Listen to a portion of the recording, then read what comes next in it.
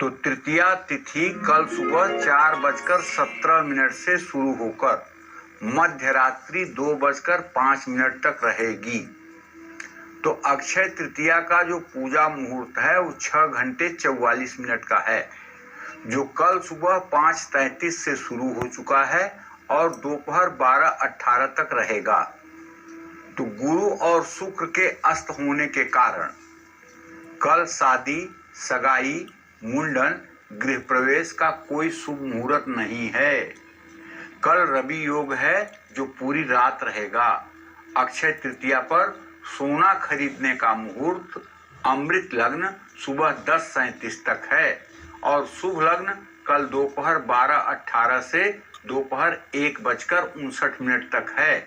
चर लग्न कल शाम 5:21 से रात 7:02 तक है। अभिजीत मुहूर्त कल सुबह 11:51 से दोपहर 12:45 तक है। प्रॉपर्टी या मकान खरीदने का मुहूर्त कल सुबह 10:47 के बाद से है। शेयर मार्केट में निवेश करने का मुहूर्त कल सुबह 11:51 से दोपहर 12:45 तक है। नई गाड़ी खरीदने का मुहूर्त कल दोपहर 2:32 से दोपहर 3:26 तक है। इलेक्ट्रॉनिक सामान खरीदने का मुहूर्त कल पूरे दिन रात है। इन सब चीजों को अगर आप ध्यान में रख करके अपना कार्य करेंगे तो सफलता आपके कदम चूमेगी। घी का दान सेहत ठीक रखता है। अक्षय तृतीया पर वस्त्र का दान करने से आयु बढ़ती है। अनाज का दान करने से मां अन्नपूर्णा की कृपा मिलती है। गुड़ का दान करने से मां लक्ष्मी प्रसन्न होती हैं। चांदी का दान करने से शरीर में ऊर्जा बनी रहती है।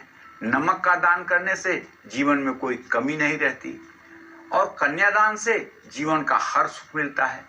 अक्षय तृतीया पर पितरों की शांति के लिए जल से भरा हुआ कलश, पंखा, खड़ाऊं, छाता, सत्तू, ककड़ी, खरबूजा, शक्कर और घी का दान करने से बहुत लाभ मिलता है।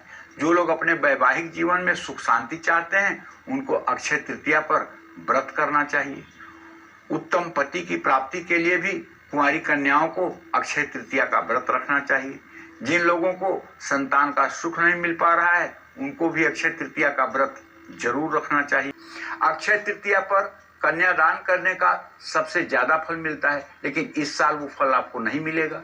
इसलिए अक्षय तृतीया पर विवाह किया जाता है, हर साल किया जाता है, लेकिन इस साल अक्षय तृतीया पर शुक्र के साथ गुरु भी अस्त होने के कारण विवाह का कोई मंगल मुहूर्त ही नहीं है, इसलिए अबूझ मुहूर्त भी नहीं माना जाएगा। अक्षय तृतीया पर दिया गया हर दिन अक्षय हो जाता है।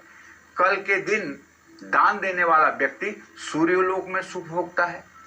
अक्षय तृतीया पर व्रत करने से रिद्धि सिद्धि और धन से व्यक्ति संपन्न हो जाता है। अक्षय तृतीया पर किए गए अच्छे और बुरे कर्मों का दोगुना फल मिलता है। बुरा काम करोगे तो उसका भी दोगुना फल, बुराई का, अच्छा काम करोगे उसका दोगुना फल। अगर आप कोई पाप करेंगे वो भी कभी नष्ट नहीं होगा, अगर आप कोई पुण्य करेंगे वो भी अक्षुण होगा। तो इसलिए कल की तिथि में मनसा वाचा कर्मणा कोई ऐसा कार्य न हो जो आपका प्रारब्ध बन जाए, जो आपके दुख का कारण बन जाए। इसलिए इस तिथि में शुभ कर्म ही करने चाहिए। अक्षय तृतीया पर गौदान करने से हर तरह के पाप ताप से मुक्ति मिलती है। जमीन का दान इस लोक और परलोक में प्रतिष्ठा दिलाता है। तिल का दान बलवर्धक होता है, अकाल मृत्यु को टालता है। सामर्थ्य के अनुसार आदमी को दान करना चाहिए। सबके लिए एक नियम लागू नहीं होता है। अपनी सामर्थ्य के अनुसार दान करना चाहिए। अगर आप सामर्थ्यवान हैं तो बछड़े सहित गाय ये किसी सुपात्र को दान करना चाहिए। सामर्थ्य आपकी कमजोर है तो काला तिल जहां नित्य हवन होती है वहां दान करना चाहिए। अगर बहुत अच्छी सामर्थ्य है आपकी तो किसी सुयोग्य पात्र व्यक्ति को भूमि दान करना चाहिए।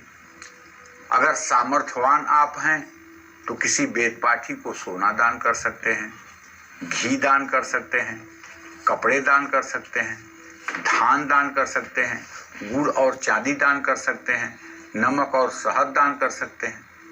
कल है अक्षय तृतीया, अपने आप में अबूझ मुहूर्त है, लेकिन कल साथ ही कल बुधादित्य योग और लक्ष्मी नारायण राजयोग भी बन रहा है।